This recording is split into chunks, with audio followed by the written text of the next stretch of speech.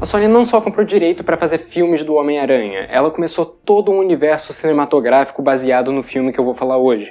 Um filme maravilhoso, cheio de cenas icônicas e que nos ensinou que com grandes poderes vem grandes responsabilidades. Como eu já falei nos vídeos anteriores, a Marvel estava em falência. Em 1999, ela vendeu os direitos de seu maior personagem por míseros 7 milhões de dólares. E não demorou muito até a produtora pensar em fazer filmes. A New Line já tinha dado o primeiro passo com Blade, a Fox também já tinha encontrado sua mina de ouro, e dessa vez é a vez da Sony. Ela pegou em 140 milhões de dólares, o maior orçamento para um filme de herói até então, e fez uma aposta. Como era um projeto ambicioso, não era qualquer um que podia estar envolvido no projeto. A gente tem o Sam Raimi na direção, que veio de Evil Dead.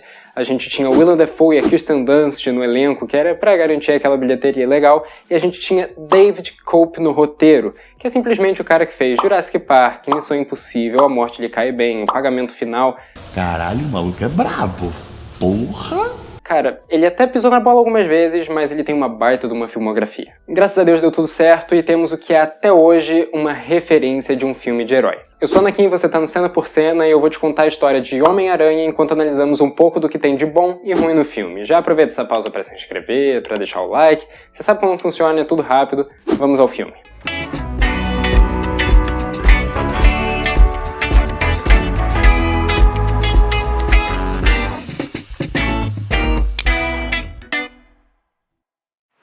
A gente conhece Peter Parker, um pobre coitado de uns 17 anos que sofre na vida. Ele é literalmente o pobre coitado que eu falei, além de ser completamente avoado, nerdola, gostar de gente que namora, sofrer bullying, não ter amigos, exceto um que tem claramente inveja da inteligência dele, e também ser órfão, ele mora com os tios dele. E a high school onde Peter estuda leva todos os alunos para um laboratório onde percebemos que são todos repetentes, que é a única explicação possível para terem contratado atores de quase 30 anos para interpretar gente de 17. Antes deles entrarem, a gente tem uma conversa entre Peter e Norman, o pai do Harry, seu melhor amigo. Acontece que Harry é rico e seu pai gosta mais de Peter do que do próprio filho, já que eles partilham interesses, enquanto o vagabundo do Harry fica só aproveitando a futura herança e dando em cima da menina que o Peter gosta, a Mary Jane Watson. Enquanto Peter está tirando fotos da Mary Jane Watson para o jornal da escola, uma aranha radioativa que tinha fugido do seu vidrinho desce lentamente e pica a mão do protagonista. Como se não bastasse ser órfão, pobre e azarado, quando Peter chega em casa ele está completamente exausto, doente, e ele vai dar uma sonequinha. Acontece que a picada da aranha mexeu com o DNA do menino, e parecia ser ruim, mas quando ele acorda ele descobre que tá bem melhor. Melhora? Grande melhora. Mas você é safado, né? Em paralelo, vamos ter a trama de Norman Osborn, o pai de Harry, que está prestes a perder um subsídio do governo porque um soro que transforma homens em homens melhorados ainda não está pronto e o tempo está apertando. Norman está crente que o soro pode começar a ter teste em humanos, então ele testa em si mesmo. E ele começa a ter um ataque epilético até que ele retoma um pouco da consciência e mostra toda a feiura de Willem Dafoe. Nossa, você é muito feio. E mata esse senhorzinho aqui que só tava vivendo a vida dele ajudando o patrão. Acontece que isso era pra ser tipo um soro do super soldado do Capitão América, mas em vez disso acaba dividindo a cabeça do Norman entre uma mente consciente e a personalidade do Duende, que é completamente psicopata e obcecada pelo caos. E quando o Norman retoma a consciência, ele tá já no dia seguinte deitado lá na sua casa. Eu gosto muito desse conflito interno do personagem. A gente vê o Duende tomando conta do corpo do Norman lentamente. E não é algo que o filme precisa ficar explicando. O Sam Raimi se aproveita disso para provar que ele é um bom diretor, com boas ideias. E o Willem Dafoe se aproveita disso para mostrar que é um bom ator. Continuando, a gente vai acompanhar o Peter explorando um pouco dos poderes dele. Então a mão dele vai estar grudando em algumas coisas agora, os reflexos dele estão mais rápidos, o que até dá uma ajudinha para ele, mesmo que não adiante tanto. E aí temos aquela sequência de cenas clássicas, né? Ele descobrindo a teia orgânica, ele dando mortal e soco no Flash Thompson, que é o cara que fazia bullying com ele, o namorado da Mary Jane Watson. E aí a gente tem o nascimento do Homem-Aranha. Uma coisa simples, mas totalmente necessária é o fato dessas cenas serem contínuas. Então, desde o momento em que a gente tem o Peter começando a descobrir os poderes, até o momento em que ele balança na teia pela primeira vez, não tem outro momento interrompendo aquilo. A gente não corta, por exemplo, pro Norman. É algo que é muito importante. A trilha sonora vai te ajudar a ter interesse por aquilo. Você quer assistir, não quer tirar os olhos da tela. O filme só te ajuda e é como uma fantasia ali, a magia do cinema que é transformar a ficção em realidade. Para o alto e avante, Teia! Shazam? Vai! Vai! Vai, Teia, vai!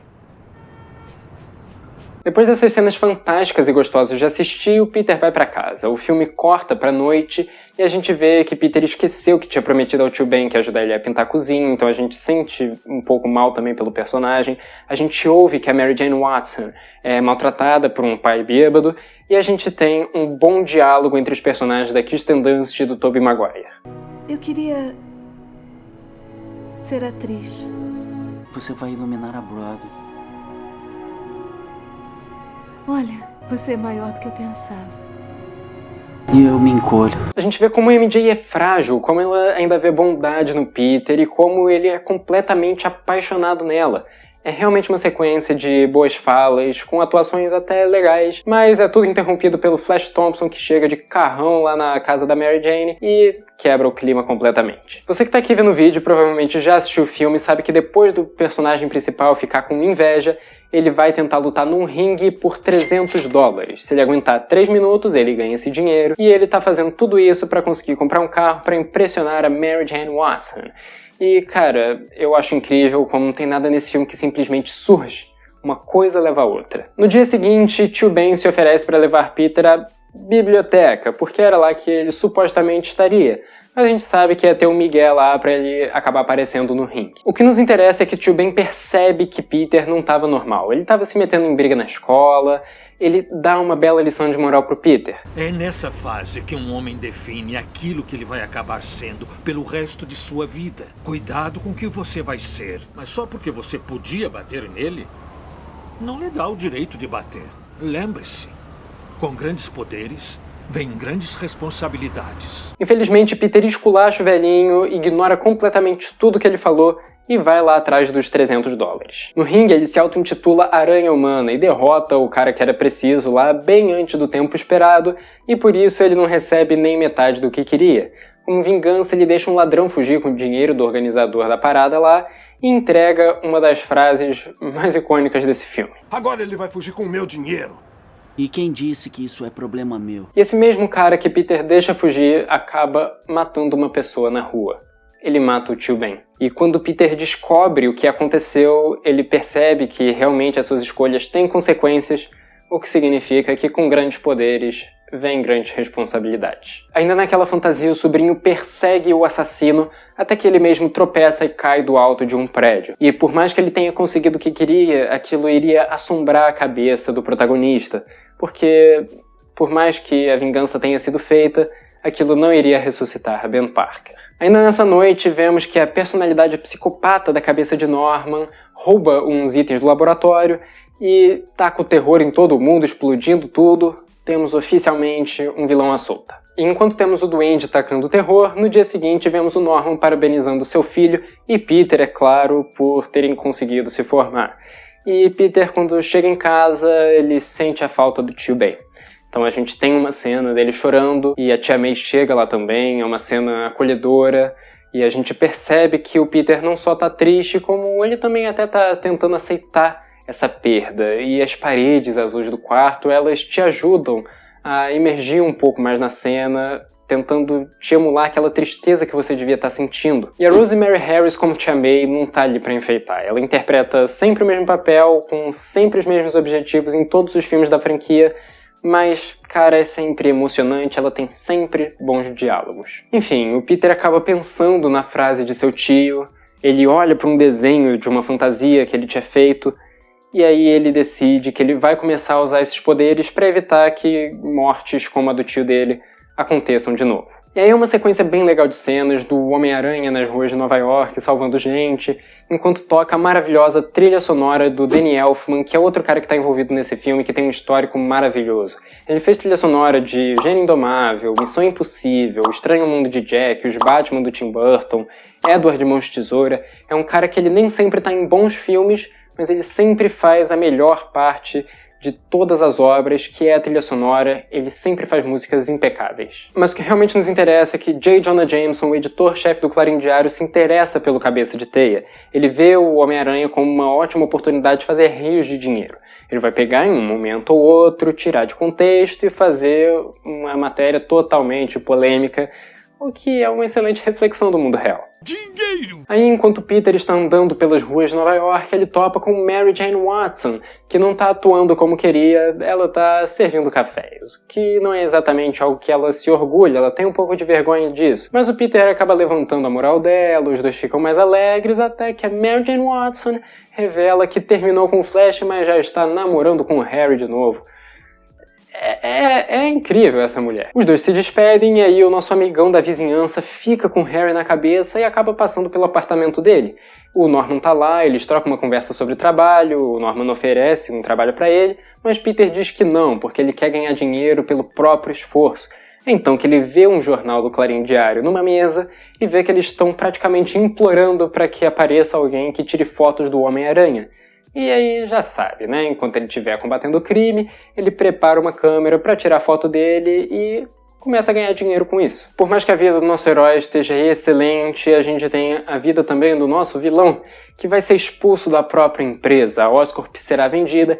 Isso frustra muito tanto Norman quanto o Duende. Sabe o quanto eu me sacrifiquei? Mais tarde, no evento da empresa, o Duende Verde faz sua primeira atuação pública e taca a bomba em todo mundo. O Stan Lee e o Homem-Aranha surgem para salvar alguns cidadãos, mas é claro que o destaque vai para o Mascarado, que salva Mary Jane Watson, que fica toda boba depois de ter sido salva pelo herói da cidade. O Duende Verde fica machucado depois de uma luta ali com o Homem-Aranha, vai para casa e a gente tem uma conversa entre ele e o Norman, olha só que loucura. Ou então é um monólogo, né? Depende do ponto de vista. Sam Raimi opta por usar um espelho para dividir o Norman do Duende. O que é lógico que é algo muito inteligente a se fazer, que é algo que também é para o espectador ver uma diferença visual entre os dois, já que vão estar espelhados.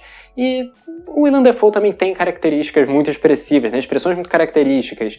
Então isso nem seria necessário, mas dá aquele tom artístico e autoral para o filme. O Duende começa a mexer um pouco com a cabeça do milionário e aí eles chegam num consenso de que o Homem-Aranha está impedindo o Duende de instaurar o caos.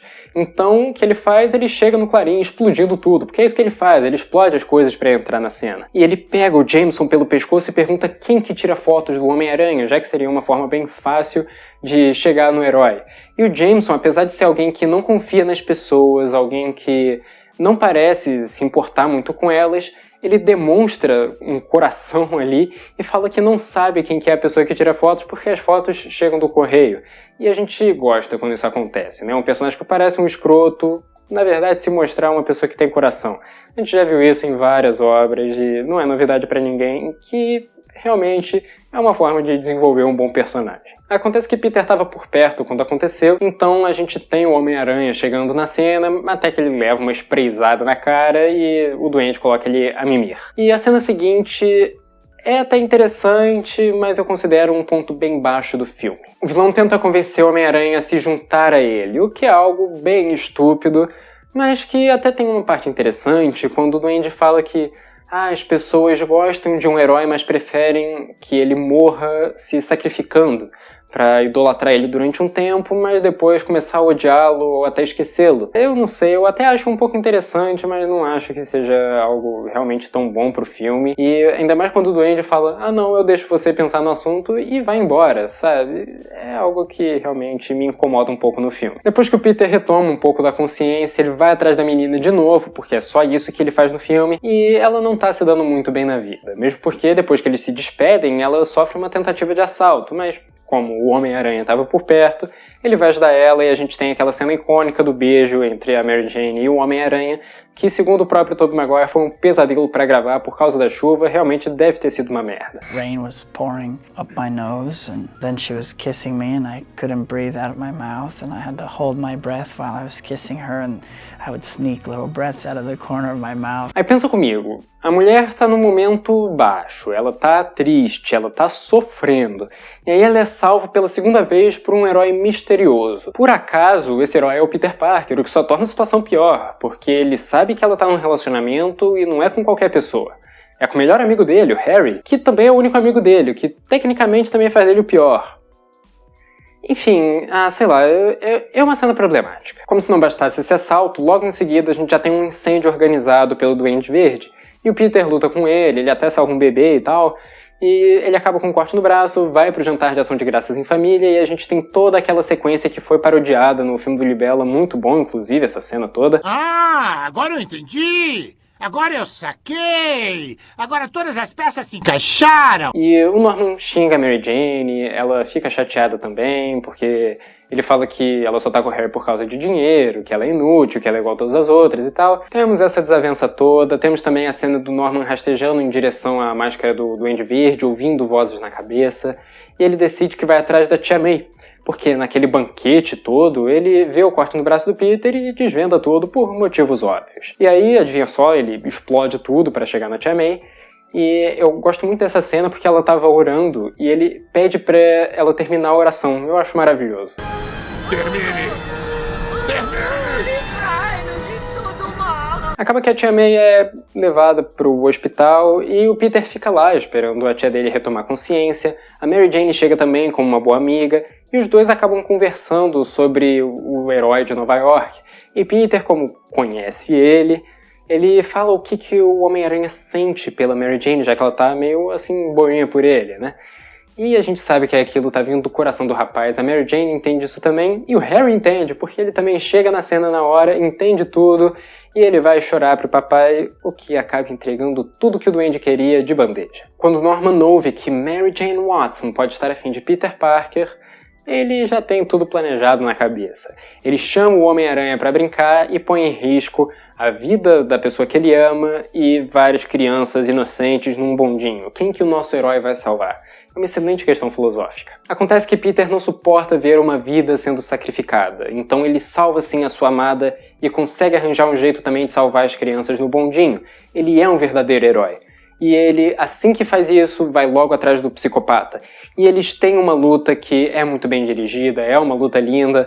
E enquanto o Duende Verde finge que retomou a consciência, se finge ali de Norman para apunhalar o nosso herói pelas costas, o sentido aranha do nosso herói, ele ativa e Norman acaba sendo morto pelo próprio planador. Talvez num ato de piedade, dó, bondade, Parker olha para o corpo de Duende, pensa que ainda tem humanidade ali e deixa o corpo na cama de Norman Osborn. Tem muito significado isso, né? O herói ter essa esperança, mas só ter acontecido tudo rápido demais e ele não tinha como evitar tudo isso. O Harry vê a cena e ele fica completamente assustado, ele pensa que o Homem-Aranha matou o seu pai. E ele só vai parar de perseguir o Cabeça de Teia quando ele estiver morto a partir de agora. O filme se encerra no funeral de um pai. Harry tem a cabeça completamente movida pela vingança, enquanto Peter tá de frente com a Mary Jane. É tudo que ele quer ali bem na frente dele. E eles se beijam e tal, mas o Peter entende que ele não pode ficar com ela. Ele tem que deixá-la, porque seria o mais certo a se fazer pelos sentimentos dele, pela segurança dela, já que alguém poderia simplesmente chegar até a Mary Jane, sequestrar ela e maltratar a menina, matar ela. Então, no filme, ele realmente entende que ele não pode fazer isso com a Mary Jane, não pode fazer isso consigo mesmo, porque com grandes poderes vem grandes responsabilidades. E aí a trilha sonora do Danny Elfman explode. É um filme lindo. Lindo, lindo, lindo, lindo, lindo, tanto em história, como em design de produção, como em fotografia. Cara, o traje do Homem-Aranha desse filme, pra mim, é o melhor traje que a gente já teve em qualquer adaptação que seja. Foi a primeira aposta da Sony, a primeira tentativa e o primeiro acerto. E, como eu falei na fotografia, a gente tem cenas como a que o Homem-Aranha vai perseguir o cara que matou o Tio Ben. É uma cena completamente sombria, que mostra que o personagem está completamente movido pela vingança. É um sentimento que não é natural. E mostra como o diretor tem essa intimidade com o terror. Né? Não é à toa que eles contrataram o cara que veio de Evil Dead para fazer essa cena. Eu também gosto quando numa luta entre o Duende Verde e o Homem-Aranha caem escombros em cima do vilão e ele se levanta com um braço assim, parecendo um morto-vivo, aquele imaginário que a gente tem pelo menos. E também tem todo um trabalho de cores nesse filme. Todas elas têm significado. É muito triste quando você vê um filme que lançou depois desse e é completamente cinza, como por exemplo O Homem de Aço, vários dos filmes dos Vingadores, majoritariamente filmes da Marvel. As cores são importantes pra gente inconscientemente sentir o que o diretor quer que a gente sinta. Então a gente vai ter o azul naquela cena que eu mencionei das paredes, enquanto o Peter Parker tá triste. A gente vai ter o preto em cenas mais dramáticas. A gente vai ter cenas completamente coloridas em partes em que é o elemento fantasioso que se destaca. tudo maravilhoso. Felizmente, Sam Raimi trouxe isso pra gente, e só é pena que o pessoal do casting tenha escolhido Tobey Maguire pra interpretar o Homem-Aranha, o que definitivamente não foi uma boa escolha. O Tobey Maguire não atua bem nesse filme, nem um pouco, que até tem umas cenas que ele entrega o que é preciso. E eu já vi o Tobey Maguire atuando bem em Brothers, em Babilônia, em algumas cenas de O Grande Gatsby, mas aqui realmente é um pouco mais complicado, sabe? Ele é esse bobo avoado que acaba ficando caricato demais. Dá perfeitamente pra entender a Mary Jane nesse filme, ter ficado com 2 caras antes dele. E só de pensar que isso também foi no intervalo de algumas semanas é um pouco problemático, né? A gente entende um pouco de como a Mary Jane vai se comportar aí durante a franquia. Apesar desse comportamento duvidoso da Mary Jane, eu gosto muito da Kirsten Dunst na personagem, e ela atua definitivamente melhor que o Tobey Maguire, mas não é o destaque do filme.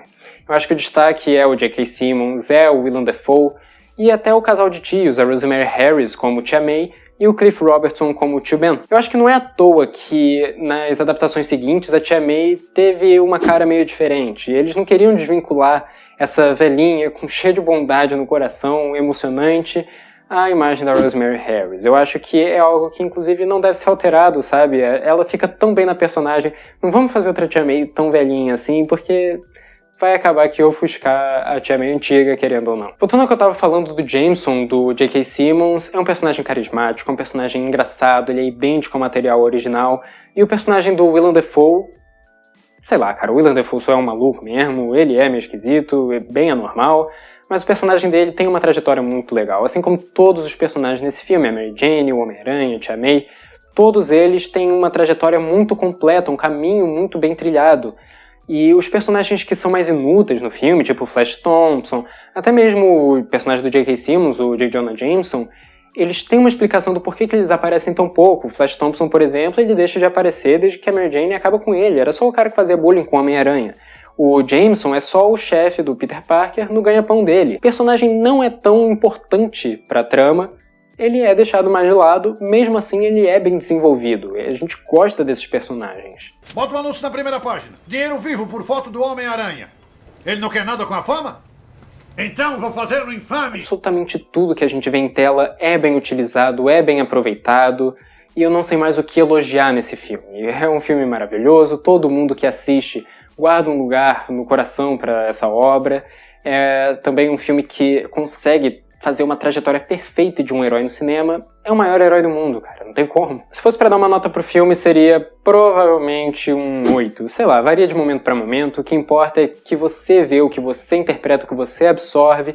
Me diz o que você acha de Homem-Aranha, escreve nos comentários. E ainda falando até um pouco do filme, a gente sabe que foi um sucesso estrondoso, então acabou por abrir portas para todo mundo que estava envolvido, mesmo que alguns já tivessem um futuro promissor. Homem-Aranha, como eu já disse, custou 140 milhões de dólares e faturou 825 milhões. Um lucro aí bem grande, né? E a gente sabe que isso foi muito, muito, muito importante porque a continuação desse filme é uma obra-prima. Se você achou o vídeo legal, se inscreve, deixa o like, que assim o YouTube recomenda o vídeo pra gente que tem um perfil parecido com o seu. E se você gostou dessa minha opinião e quer ver mais sobre as minhas opiniões em filmes e séries, me segue no TikTok, me segue no Letterboxd, e eu vou ver tudo isso como uma motivação para continuar me caracterizando, que é o que eu gosto muito de fazer. Obrigado por assistir até aqui e tchau!